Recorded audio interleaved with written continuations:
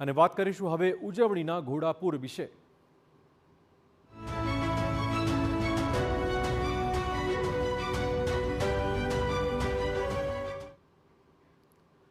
આખા દેશમાં છે મિની વેકેશનનો માહોલ, ત્યારે ધાર્મિક સ્થળોએ પ્રવાસી જાણે કે ઉમટી રહ્યા છે। ઘોડાપુર ઉમટ્યું છે। જૂનાગઢની વાત કરીશું, જ્યાં પ્રવાસીઓની જામી છે ભીડ। ઉપરકોટનો કિલ્લો અને ગિરનાર પર્વત પર મોટી સંખ્યામાં પ્રવાસીઓ જોવા મળ્યા છે। ગિરનારમાં આવેલા તીર્થસ્થાનના દર્શન માટે પણ રાજ્યભરમાંથી અને રાજ્ય બહારથી પ્રવાસી ઉમટ્યા છે। ખાસ કરીને ગિરનાર પર્વત પર આવેલ જૈન મંદિરો, મા અંબા અને દત્ત મહારાજના દર્શન માટે अन्य राज्यों में प्रवासी अहीं पहुंची रहा है।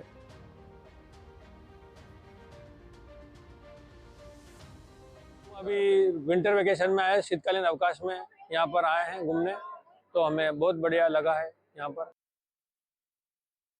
हम लोग नंदुरबार महाराष्ट्र से आए हुए गिरनार जी के दर्शन के लिए।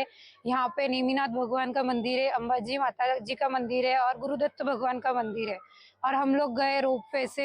रोपवे में बहुत अच्छी सेवा मिली हमें। हमें यहाँ का माहौल बहुत ही खूबसूरत है, भीड़ भी है वेकेशंस होने की वजह से। वहीवटीतंत्रએ પણ પ્રવાસીને મુશ્કેલી ન પડે તે માટે વ્યવસ્થા ગોઠવી નાખી છે। ગિરનાર પર્વત પર ઉડન ખટોલાની સવારીનો પણ પ્રવાસીઓ આનંદ માણી રહ્યા છે। પ્રવાસીઓ માટે તૈયાર કરાયેલી સુવિધા માટે મુલાકાતીઓ સંતોષ પણ વ્યક્ત કરી રહ્યા છે।